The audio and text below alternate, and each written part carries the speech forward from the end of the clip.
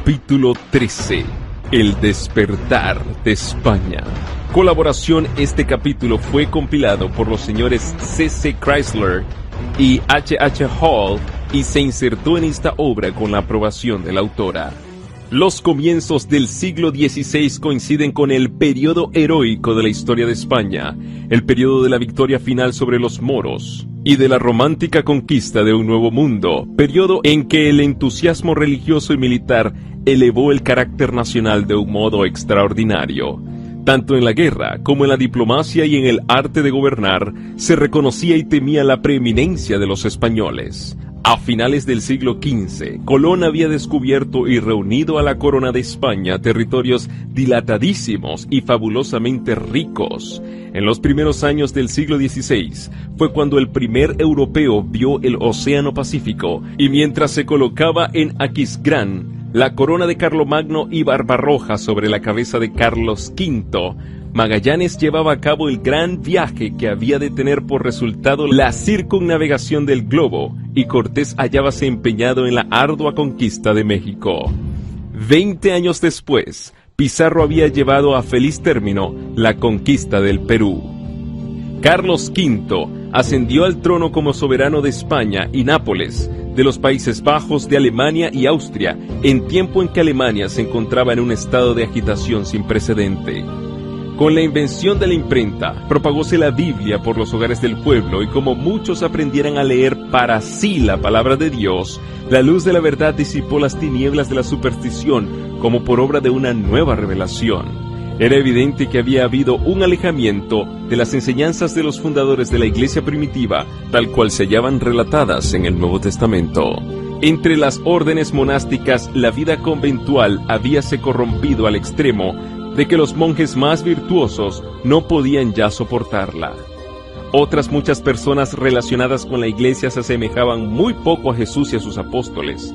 Los católicos sinceros que amaban y honraban la antigua religión se horrorizaban ante el espectáculo que se le ofrecía por doquiera. Entre todas las clases sociales se notaba una viva percepción de las corrupciones que se habían introducido en la iglesia y un profundo y general anhelo por la reforma.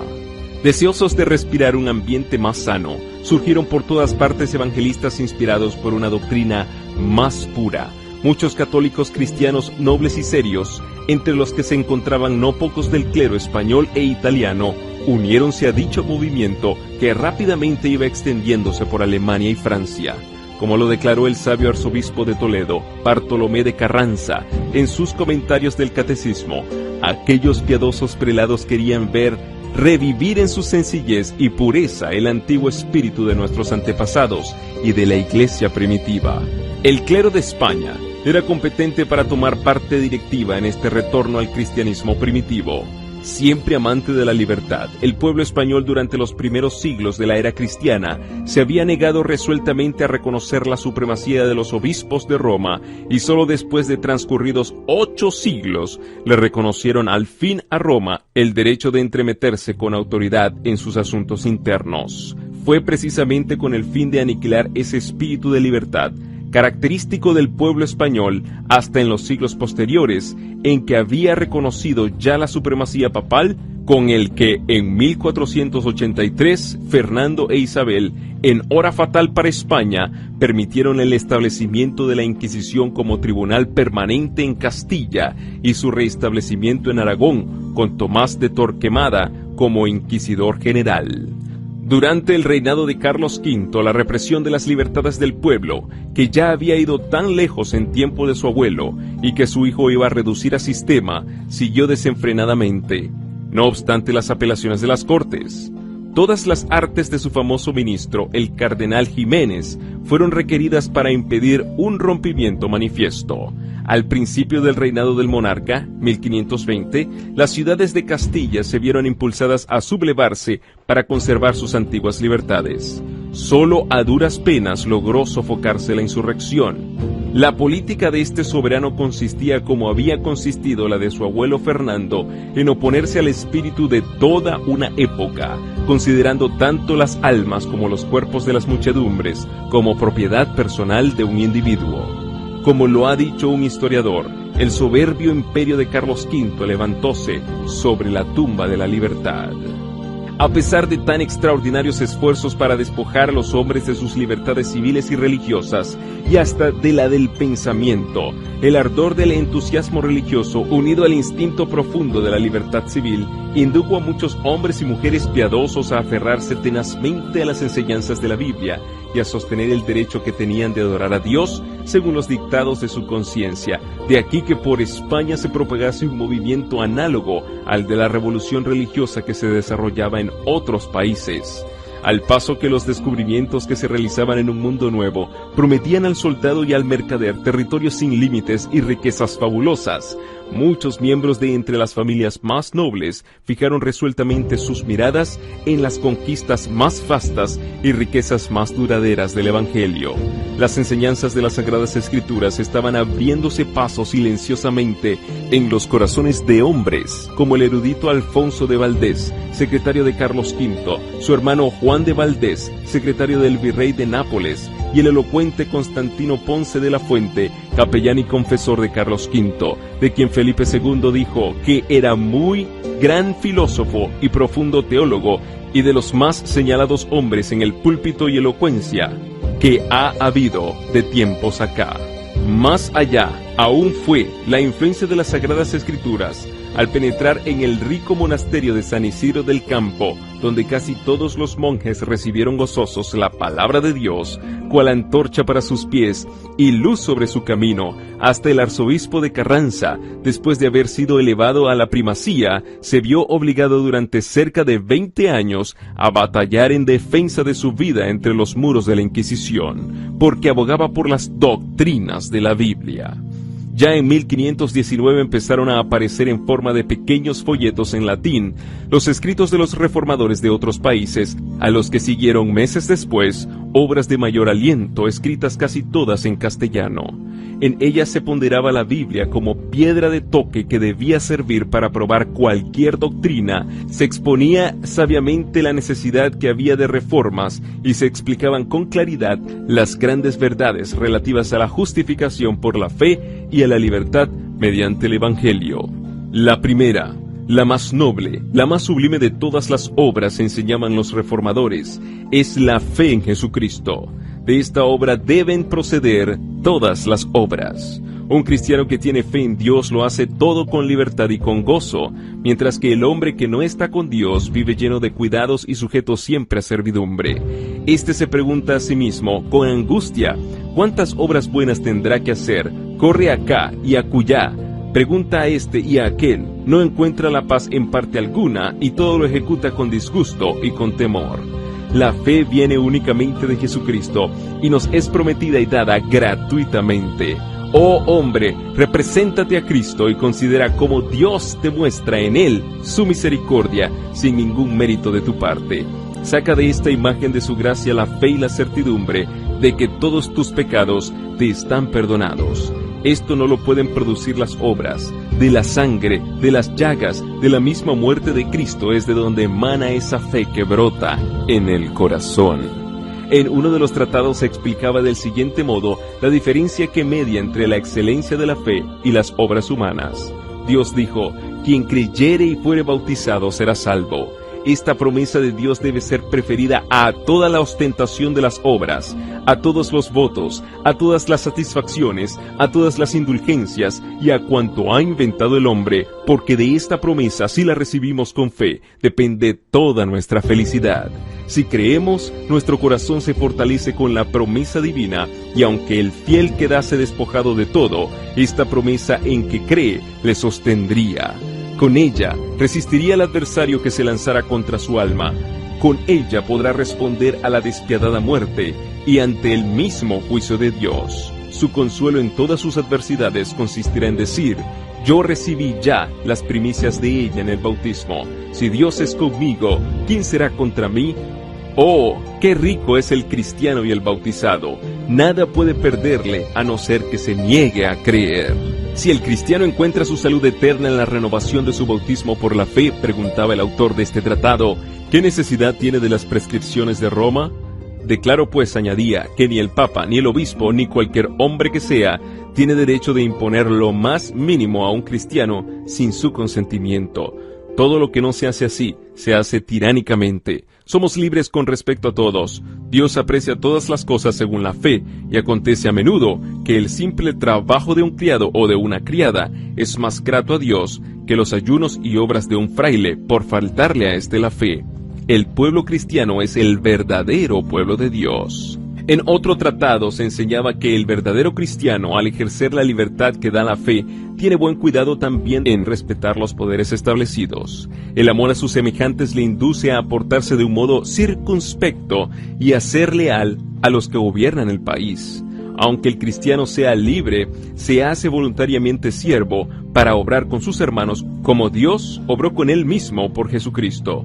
Yo quiero, dice el autor, servir libre, gozosa y desinteresadamente a un Padre que me ha dado toda la abundancia de sus bienes. Quiero obrar hacia mis hermanos así como Cristo obró hacia mí. De la fe, prosigue el autor, dimana una vida llena de libertad, de caridad y de alegría. Oh, cuán elevada y noble es la vida del cristiano. Por la fe se eleva el cristiano hasta Dios, por el amor desciende hasta el hombre, y no obstante permanece siempre en Dios. He aquí la verdadera libertad, libertad que sobrepuja a toda otra libertad, tanto como los cielos distan de la tierra. Estas exposiciones de la libertad del Evangelio no podían dejar de llamar la atención en un país donde el amor a la libertad era tan arraigado. Los tratados y folletos pasaron de mano en mano. Los amigos del movimiento evangélico en Suiza, Alemania y los Países Bajos seguían mandando a España gran número de publicaciones.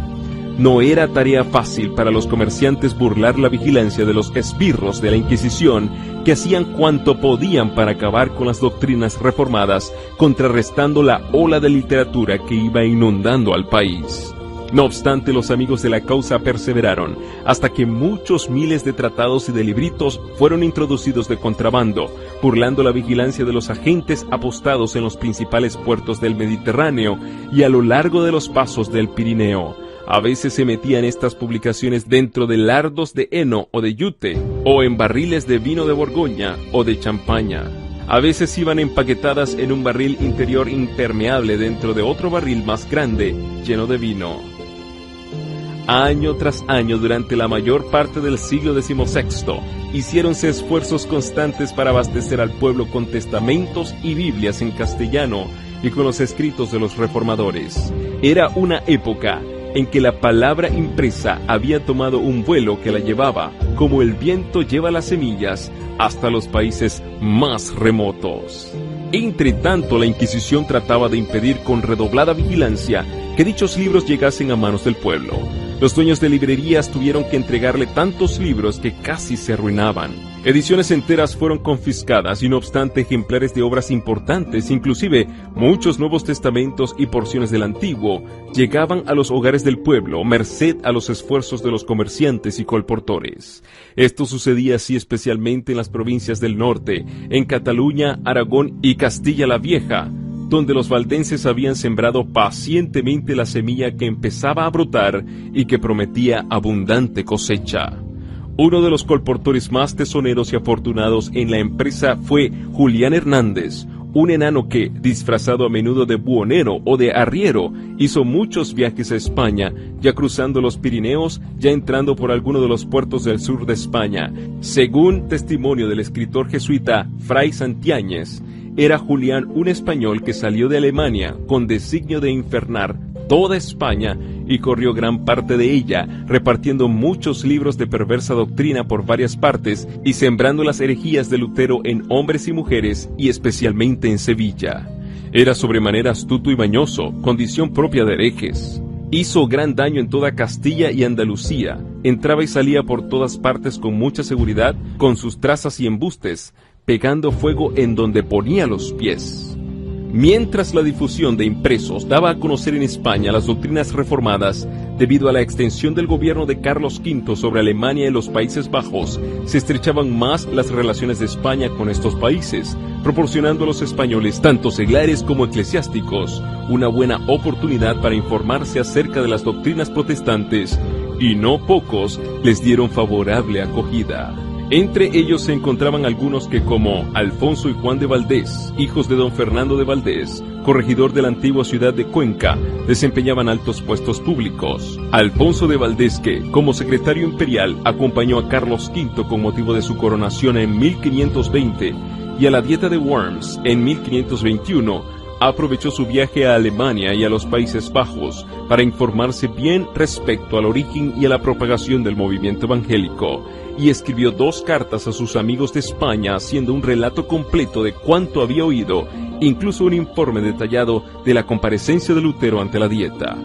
Unos 10 años después estuvo con Carlos V en la Dieta de Augsburgo, donde tuvo oportunidad para conversar libremente con Melanchthon, a quien aseguró que su influencia había contribuido a librar el ánimo del emperador de falsas impresiones, y que en una entrevista posterior se le había encargado dijera a Melanchthon que su majestad deseaba que éste escribiera un compendio claro de las opiniones de los luteranos, poniéndolas en oposición, artículo por artículo, con las de sus adversarios. El reformador accedió gustoso al pedido, y el resultado de su labor fue comunicado por Valdés a Campeggio, legado del Papa.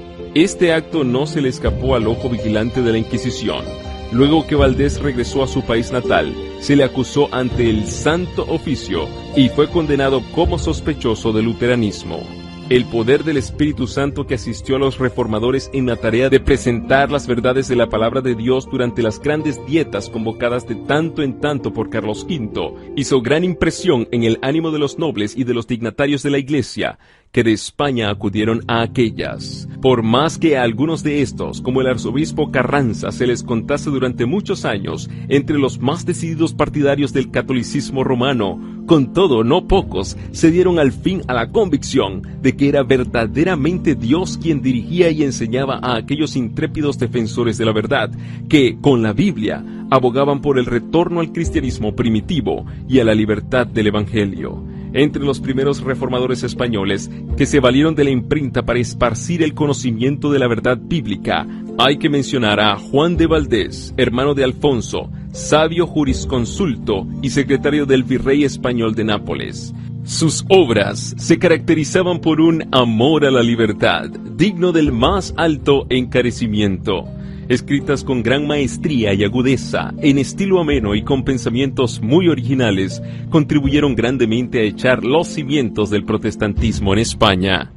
En Sevilla y Valladolid, los protestantes llegaron a contar con el mayor número de adeptos, pero como los que adoptaron la interpretación reformada del Evangelio, se contentaron por regla general con su promulgación, sin atacar abiertamente la teología o la Iglesia católica, solo a duras penas podían los creyentes reconocerse unos a otros, pues temían revelar sus verdaderos sentimientos a los que no les parecían dignos de confianza.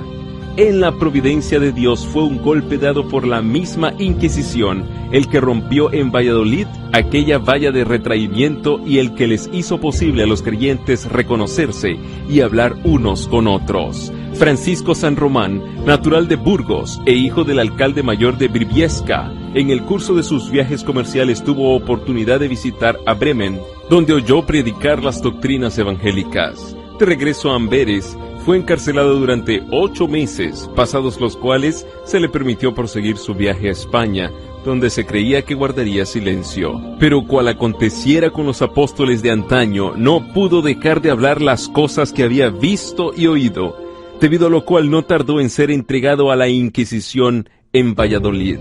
Corto fue su proceso. Confesó abiertamente su fe en las principales doctrinas de la Reforma, es a saber, que nadie se salva por sus propias obras, méritos o fuerzas, sino únicamente debido a la gracia de Dios mediante el sacrificio de un solo medianero. Ni con súplicas ni con torturas pudo inducírsele a que se retractara. Se le sentenció pues a la hoguera y sufrió el martirio en un notable auto de fe en 1544. Hacía cerca de un cuarto de siglo que la doctrina reformada había llegado por primera vez a Valladolid, empero durante dicho periodo sus discípulos se habían contentado con guardarla en sus corazones o hablar de ella con la mayor cautela a sus amigos de confianza.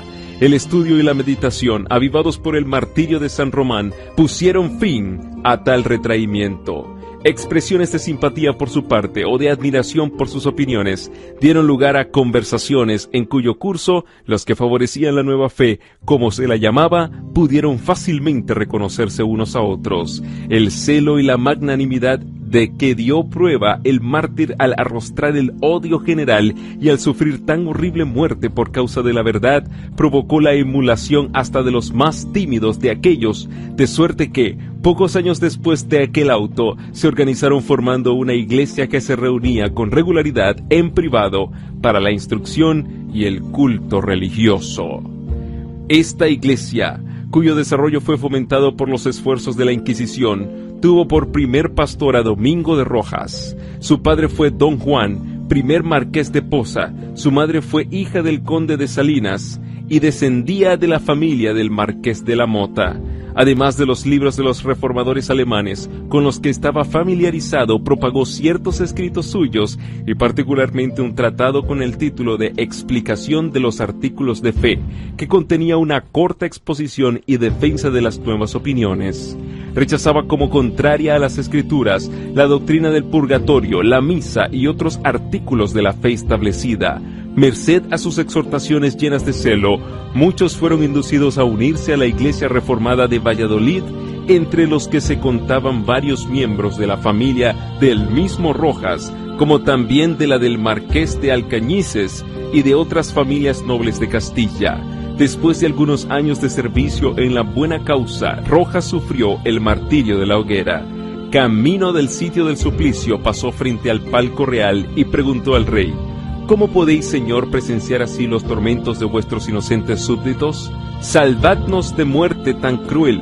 No, replicó Felipe, yo mismo llevaría la leña para quemar a mi propio hijo, si fuese un miserable como tú.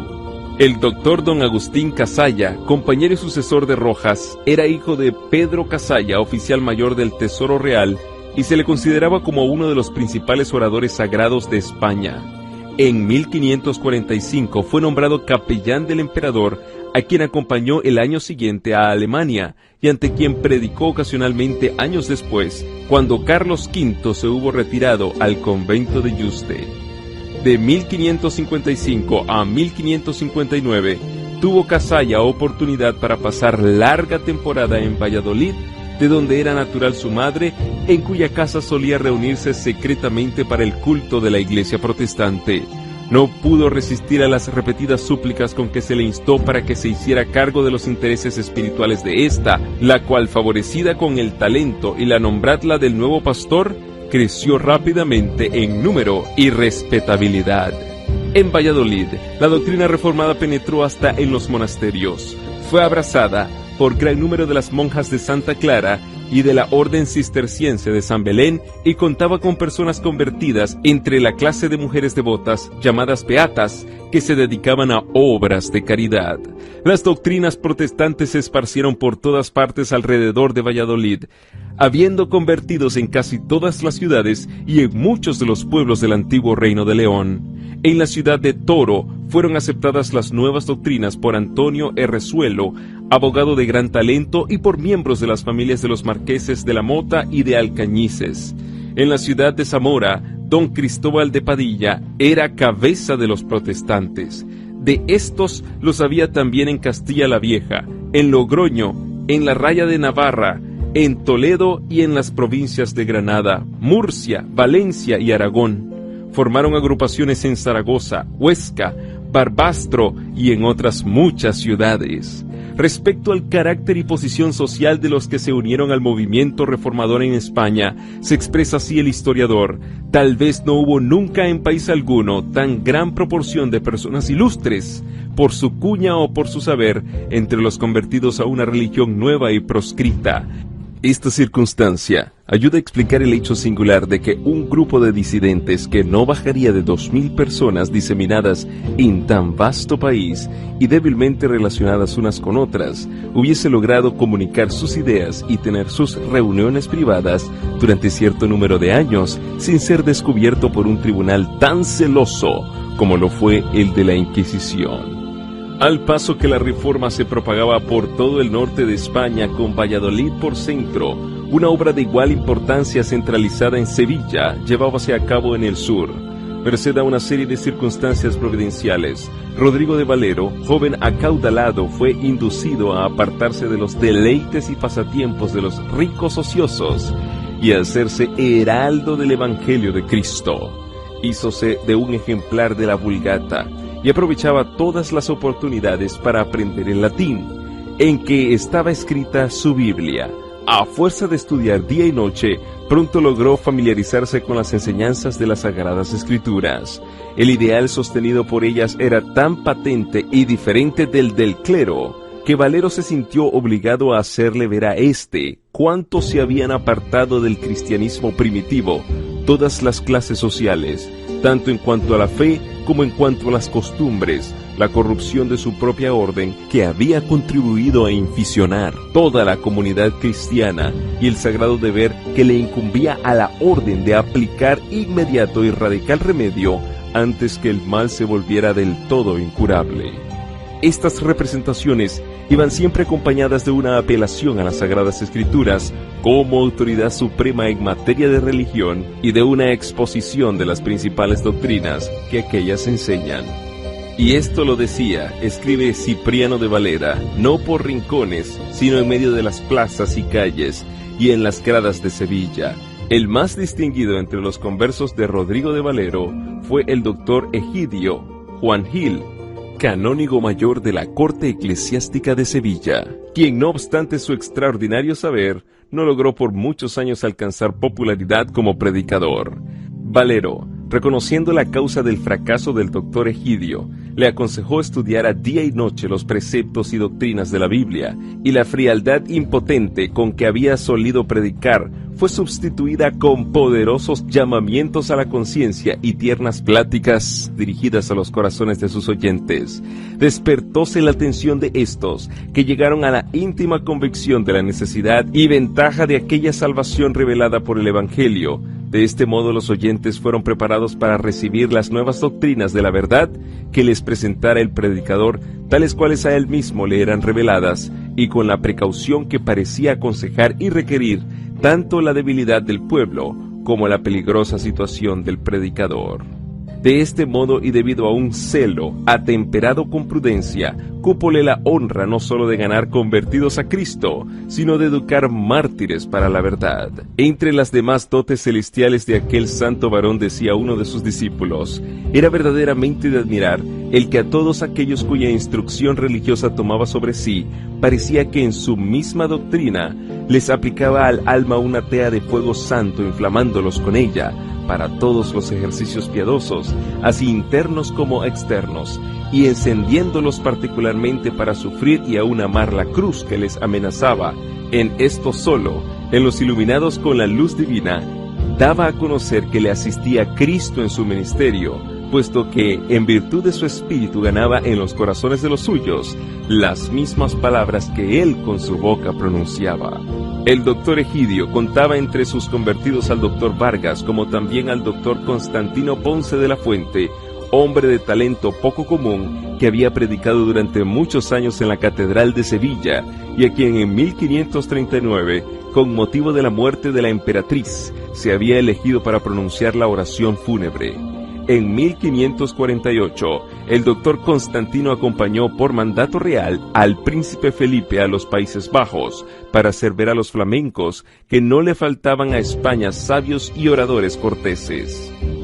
Y de regreso a Sevilla, predicaba regularmente en la catedral cada 2 domingos. Cuando él tenía que predicar y predicaba por lo común a las 8, era tanta la concurrencia del pueblo que a las 4, muchas veces aún a las 3 de la madrugada, apenas se encontraba en el templo sitio cómodo para oírle. Era, en verdad, una grandísima bendición para los creyentes protestantes de Sevilla tener como guías espirituales a hombres como los doctores Egidio y Vargas, y el elocuente Constantino, que cooperó con tanto ánimo y de un modo incansable para el adelanto de la causa que tanto amaban. Asiduamente ocupados en el desempeño de sus deberes profesionales durante el día, se reunían de noche con los amigos de la doctrina reformada, unas veces en una casa particular, otras veces en otra. El pequeño grupo de Sevilla creció insensiblemente y llegó a ser el tronco principal del que se tomaron ramas, para plantarlas en la campiña vecina. Durante su ministerio, Constantino, a la par que instruía al pueblo de Sevilla desde el púlpito, se ocupaba en propagar el conocimiento religioso por el país por medio de la prensa. El carácter de sus escritos nos muestra con plena claridad lo excelente de su corazón. Eran aquellos adecuados a las necesidades espirituales de sus paisanos, pero no calculados para lucir sus talentos o para ganar fama entre los sabios. Fueron escritos en su idioma patrio, en estilo al alcance de las inteligencias menos desarrolladas. Las especulaciones abstractas y los adornos retóricos, en los que por naturaleza y educación podía sobresalir, sacrificólos sin vacilar, persiguiendo el único fin de que todos lo entendieran y resultará útil a todos. Es un hecho histórico singular y por demás significativo que cuando Carlos V, cansado de la lucha contra la propagación del protestantismo, lucha en que había pasado casi toda su vida, había abdicado el trono y se había retirado a un convento en busca de descanso, fue uno de los libros del doctor Constantino, su Suma de Doctrina Cristiana, la que el rey escogió como una de las 30 obras favoritas que constituían aproximadamente toda su biblioteca. Si se tienen en cuenta el carácter y la alta categoría de los caudillos del protestantismo en Sevilla, no resulta extraño que la luz del Evangelio brillase allí con claridad bastante para iluminar no solo muchos hogares del bajo pueblo, sino también los palacios de príncipes, nobles y prelados. La luz brilló con tanta claridad que, como sucedió en Valladolid, penetró hasta en algunos de los monasterios, que a su vez volviéronse centros de luz y bendición. El capellán del monasterio dominicano de San Pablo propagaba con celo las doctrinas reformadas. Se contaban discípulos en el convento de Santa Isabel y en otras instituciones religiosas de Sevilla y sus alrededores. Empero fue en el convento jeronimiano de San Isidro del Campo, uno de los más célebres monasterios de España, situado a unos 2 kilómetros de Sevilla, donde la luz de la verdad divina brilló con más fulgor. Uno de los monjes, García de Arias, llamado vulgarmente Doctor Blanco, enseñaba precavidamente a sus hermanos que el recitar en los coros de los conventos de día y de noche las sagradas preces, ya rezando, ya cantando, no era rogar a Dios, que los ejercicios de la verdadera religión eran otros que los que pensaba el vulgo religioso, que debían leerse y meditarse con suma atención las sagradas escrituras y que sólo de ellas se podía sacar el verdadero conocimiento de Dios y de su voluntad. Esta enseñanza púsola hábilmente en realce otro monje, Casidoro de Reina, que se hizo célebre posteriormente traduciendo la Biblia en el idioma de su país. La instrucción dada por tan notables personalidades preparó el camino para el cambio radical que en 1557 fue introducido en los asuntos internos de aquel monasterio. Habiendo recibido un buen surtido de ejemplares de las Escrituras y de libros protestantes en castellano, los frailes los leyeron con gran avidez, circunstancia que contribuyó a confirmar desde luego a cuantos habían sido instruidos y a librar a otros de las preocupaciones de que eran esclavos. Debido a esto, el prior y otras personas de carácter oficial, de acuerdo con la cofradía, resolvieron reformar su institución religiosa. Las horas, llamadas de rezo, que habían solido pasar en solemnes momerías, fueron dedicadas a oír conferencias sobre las Escrituras. Los rezos por los difuntos fueron suprimidos o sustituidos con enseñanzas para los vivos. Se suprimieron por completo las indulgencias y las dispensas papales que constituyeran lucrativo monopolio. Se dejaron subsistir las imágenes, pero ya no se las reverenciaba. La temperancia habitual sustituyó a los ayunos supersticiosos y a los novicios se les instruía en los principios de la verdadera piedad, en lugar de iniciarlos en los hábitos ociosos y degradantes del monaquismo. Del sistema antiguo no quedaba más que el hábito monacal y la ceremonia exterior de la misa, que no podían abandonar sin exponerse a inevitable e inminente peligro. Los buenos efectos de semejante cambio no tardaron en dejarse sentir fuera del monasterio de San Isidro del Campo. Por medio de sus pláticas y de la circulación de libros, aquellos diligentes monjes difundieron el conocimiento de la verdad por las comarcas vecinas y la dieron a conocer a muchos que vivían en ciudades bastante distantes de Sevilla. Por deseable que fuese la reforma introducida por los monjes de San Isidro en su convento, no obstante ella los puso en situación delicada a la par que dolorosa. No podían deshacerse del todo de las formas monásticas sin exponerse al furor de sus enemigos. No podían tampoco conservarlas sin incurrir en culpable inconsecuencia. Todo bien pensado, resolvieron que no sería acuerdo tratar de fugarse del convento y que lo único que podían hacer era quedarse donde estaban y encomendarse a lo que dispusiera una providencia omnipotente y bondadosa. Acontecimientos subsiguientes les hicieron reconsiderar el asunto, llegando al acuerdo de dejar a cada cual libre de hacer, según las circunstancias, lo que mejor y más prudente le pareciera. Consecuentemente, 12 de entre ellos abandonaron el monasterio y por diferentes caminos lograron ponerse a salvo fuera de España y a los 12 meses se reunieron en Ginebra. Hacía unos 40 años que las primeras publicaciones que contenían las doctrinas reformadas habían penetrado en España. Los esfuerzos combinados de la Iglesia Católica Romana no habían logrado contrarrestar el avance secreto del movimiento, y año tras año la causa del protestantismo se había robustecido hasta contarse por miles los adherentes a la nueva fe. De cuando en cuando se iban algunos a otros países para gozar de la libertad religiosa. Otros salían de su tierra para colaborar en la obra de crear toda una literatura especialmente adecuada para fomentar la causa que amaban más que la vida misma. Otros aún, cual los monjes que abandonaron el monasterio de San Isidro, se sentían impelidos a salir debido a las circunstancias peculiares en que se hallaban. La desaparición de estos creyentes, muchos de los cuales se habían destacado en la vida política y religiosa, había despertado desde hacía mucho tiempo las sospechas de la Inquisición, y andando el tiempo algunos de los ausentes fueron descubiertos en el extranjero, desde donde se afanaban por fomentar la causa protestante en España. Esto indujo a creer que había muchos protestantes en España, pero los creyentes habían sido tan discretos que ninguno de los familiares de la Inquisición podía ni siquiera fijar el paradero de ellos. Fue entonces cuando una serie de circunstancias llevó al descubrimiento de los centros del movimiento en España y de muchos creyentes.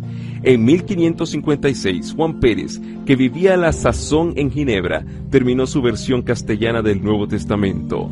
Esta edición, junto con ejemplares del Catecismo Español que preparó el año siguiente y con una traducción de los Salmos, deseaba mandarla a España, pero durante algún tiempo fue imposible encontrar a nadie que estuviese dispuesto a acometer tan arriesgada empresa. Finalmente, Julián Hernández, el fiel colportor, se ofreció a hacer la prueba. Colocando los libros dentro de 2 grandes barriles, logró burlar los esbirros de la Inquisición y llegó a Sevilla, desde donde se distribuyeron rápidamente los preciosos volúmenes. Esta edición del Nuevo Testamento fue la primera versión protestante que alcanzara circulación bastante grande en España. Durante su viaje, Hernández había dado un ejemplar del Nuevo Testamento a un herrero en Flandes. El herrero enseñó el libro a un cura que obtuvo del donante una descripción de la persona que se lo había dado a él y la transmitió inmediatamente a los inquisidores de España. Merced a estas señas, los esbirros inquisitoriales le acecharon a su regreso y le prendieron cerca de la ciudad de Palma. Le volvieron a conducir a Sevilla y le encerraron entre los muros de la Inquisición, donde durante más de 2 años se hizo cuanto fue posible para inducirle a que delatara a sus amigos, pero sin resultado alguno. Fiel hasta el fin, sufrió valientemente el martirio de la hoguera, gozoso de haber sido honrado con el privilegio de introducir la luz de la verdad divina en su descarriado país y seguro de que el día del juicio final, al comparecer ante su Hacedor, oiría las palabras de aprobación divina que le permitirían vivir para siempre con su Señor. No obstante, aunque desafortunados en sus esfuerzos para conseguir de Hernández datos que llevaran al descubrimiento de los amigos de este, al fin llegaron los inquisidores a conocer el secreto que tanto deseaban saber. Por aquel mismo entonces, uno de sus agentes secretos consiguió informes análogos referentes a la iglesia de Valladolid. Inmediatamente los que estaban a cargo de la Inquisición en España despacharon mensajeros a los diferentes tribunales inquisitoriales del reino, ordenándoles que hicieran investigaciones con el mayor sigilo en sus respectivas jurisdicciones y que estuvieran listos para proceder en común tan pronto como recibieran nuevas instrucciones. Silenciosamente y con presteza se consiguieron los nombres de centenares de creyentes y al tiempo señalado y sin previo aviso fueron estos capturados simultáneamente y encarcelados. católicos, los miembros nobles de las prósperas iglesias de Valladolid y de Sevilla, los monjes que permanecieron en el monasterio de San Isidro del Campo, los fieles creyentes que vivían lejos en el norte, al pie de los Pirineos, y otros más en Toledo, Granada, Murcia y Valencia, todos se vieron de pronto encerrados entre los muros de la Inquisición, para sellar luego su testimonio con su sangre. Las personas convictas del luteranismo eran tan numerosas que alcanzaron a abastecer con víctimas 4 grandes y tétricos autos de fe en el curso de los 2 años subsiguientes. 2 se celebraron en Valladolid en 1559, uno en Sevilla el mismo año y otro el 22 de diciembre de 1560. Entre los primeros que fueron apresados en Sevilla figuraba el doctor Constantino Ponce de la Fuente, que había trabajado tanto tiempo sin despertar sospechas. Cuando se le dio la noticia a Carlos V, el cual se encontraba entonces en el monasterio de Yuste, de que se había encarcelado a su capellán favorito, exclamó: «Si Constantino es hereje, gran hereje es», y cuando más tarde un inquisidor le aseguró que había sido declarado reo, replicó suspirando: «No podéis condenar a otro mayor». No obstante, no fue fácil probar la culpabilidad de Constantino. En efecto, parecían ser incapaces los inquisidores de probar los cargos levantados contra él, cuando por casualidad encontraron entre otros muchos un gran libro escrito todo de puño y letra del mismo Constantino, en el cual abiertamente y como si escribiese para sí mismo, trataba en particular de estos capítulos. Según los mismos inquisidores, declararon en su sentencia publicada después en el Cadalso, a saber, del estado de la Iglesia, de la verdadera Iglesia y de la Iglesia del Papa, a quien llamaba Anticristo, del sacramento de la Eucaristía y del invento de la misa, acerca de todo lo cual, afirmaba él, estaba el mundo fascinado a causa de la ignorancia de las Sagradas Escrituras, de la justificación del hombre, del purgatorio al que llamaba cabeza de lobo e invento de los frailes en pro de su gula, de las pulas e indulgencias papales, de los méritos de los hombres, de la confesión. Al enseñársele el volumen a Constantino, éste dijo: «Reconozco mi letra y así confieso haber escrito todo esto y declaro ingenuamente ser todo verdad. Ni tenéis ya que cansaros en buscar contra mí otros testimonios. Tenéis aquí ya una confesión clara y explícita de mi creencia. Obrad pues, y haced de mí lo que querráis». Debido a los riesgos de su encierro, Constantino no llegó a vivir 2 años desde que entró en la cárcel. Hasta sus últimos momentos se mantuvo fiel a la fe protestante y conservó su serena confianza en Dios. Providencialmente fue encerrado en el mismo calabozo de Constantino, uno de los jóvenes monjes del monasterio de San Isidro del Campo, al cual le cupo el privilegio de atenderle durante su última enfermedad y de cerrarle los ojos en paz. El doctor Constantino no fue el único amigo y capellán del emperador que sufriera a causa de sus relaciones con la causa protestante. El doctor Agustín Casalla, tenido durante muchos años por uno de los mejores oradores sagrados de España y que había oficiado a menudo ante la familia real, se encontraba entre los que habían sido apresados y encarcelados en Valladolid. En el momento de su ejecución pública, volvióse hacia la princesa Juana, ante quien había predicado muchas veces, y señalando a su hermana que había sido también condenada, dijo: «Os suplico, Alteza, tengáis compasión de esa mujer inocente que tiene 13 hijos huérfanos». No obstante, no se la absolvió, si bien su suerte es desconocida. Pero se sabe que los esbirros de la Inquisición, en su insensata ferocidad, no estando contentos aún con haber condenado a los vivos, entablaron juicio contra la madre de aquella, doña Leonor de Vivero, que había muerto años antes, acusándola de que su casa había servido de templo a los luteranos. Se falló que había muerto en estado de herejía, que su memoria era digna de difamación y que se le confiscaba su hacienda, y se mandaron a exhumar sus huesos y quemarlos públicamente junto con su efigie. Ítem más, que se arrasara su casa, que se esparramara sal sobre el solar, y que se erigiera allí mismo una columna con una inscripción que explicara el motivo de la demolición. Todo lo cual fue hecho, y el monumento ha permanecido en pie durante cerca de 3 siglos. Fue durante ese auto cuando la fe sublime y la constancia inquebrantable de los protestantes quedaron realzadas en el comportamiento de Antonio Errezuelo, jurisconsulto, sapicientísimo, y de doña Leonor de Cisneros, su mujer, dama de 24 años, discreta y virtuosa a maravilla, y de una hermosura tal que parecía fingida por el deseo. Errezuelo era hombre de una condición altiva y de una firmeza en sus pareceres, superior a los tormentos del santo oficio. En todas las audiencias que tuvo con sus jueces, se manifestó desde luego protestante, y no solo protestante, sino dogmatizador de su secta en la ciudad de Toro, donde hasta entonces había morado. Exigieronle los jueces de la Inquisición que declarase uno a uno los nombres de aquellas personas llevadas por él a las nuevas doctrinas.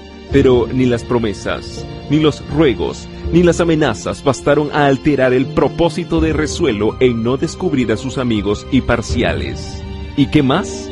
Ni aun los tormentos pudieron quebrantar su conciencia, más firme que envejecido roble o que soberbia peña nacida en el seno de los mares. Su esposa, presa también en los calabozos de la Inquisición, al fin débil como joven de 24 años, después de cerca de 2 años de encarcelamiento, cediendo al espanto de verse reducida a la estrechez de los negros paredones que formaban su cárcel, tratada como delincuente, lejos de su marido a quien amaba aún más que a su propia vida, y temiendo todas las iras de los inquisidores, declaró haber dado franca entrada en su pecho a los errores de los herejes, manifestando al propio tiempo con dulces lágrimas en los ojos su arrepentimiento. Llegado el día en que se celebraba el auto de fe con la pompa conveniente al orgullo de los inquisidores, salieron los reos al cadalso y desde él escucharon la lectura de sus sentencias. Errezuelo iba a ser reducido a cenizas en la voracidad de una hoguera, y su esposa doña Leonor a abjurar las doctrinas luteranas que hasta aquel punto había albergado en su alma, y a vivir a voluntad del santo oficio en las casas de reclusión que para tales delincuentes estaban preparadas. En ellas, con penitencias y San Benito, recibiría el castigo de sus errores y una enseñanza para en lo venidero desviarse del camino de su perdición y ruina. Al ir Errezuelo al cadalso, lo único que le conmovió fue ver a su esposa en ropas de penitenta, y la mirada que echó, pues no podía hablar, al pasar cerca de ella, camino del lugar de la ejecución, parecía decir: esto sí que es difícil soportarlo. Escuchó sin inmutarse a los frailes que le hostigaban con sus importunas exhortaciones para que se retractase. Mientras le conducían a la hoguera, el bachiller Errezuelo, dice Gonzalo de Yescas en su historia pontifical, se dejó quemar vivo con valor sin igual. Estaba yo tan cerca de él que podía verlo por completo y observar todos sus movimientos y expresiones. No podía hablar, pues estaba amordazado, pero todo su continente revelaba que era una persona de extraordinaria resolución y fortaleza, que antes que someterse a creer con sus compañeros lo que se les exigiera, resolvió morir en las llamas. Por mucho que lo observara, no pude notar ni el más mínimo síntoma de temor o de dolor. Eso sí, se reflejaba en su semblante una tristeza, cual nunca había yo visto. Su esposa no olvidó jamás su mirada de despedida.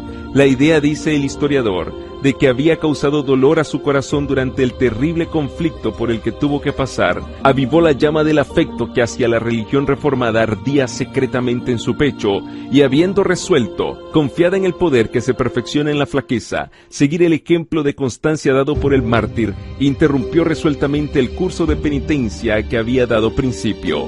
En el acto fue arrojada en la cárcel, donde durante 8 años resistió a todos los esfuerzos hechos por los inquisidores para que se retractara, y por fin murió ella también en la hoguera, como había muerto su marido.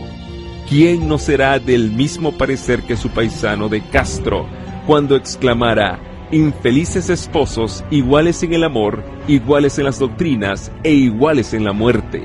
¿Quién negará una lágrima a vuestra memoria y un sentimiento de horror y de desprecio a unos jueces que, en vez de encadenar los entendimientos con la dulzura de la palabra divina, usaron como armas del raciocinio los potros y las hogueras?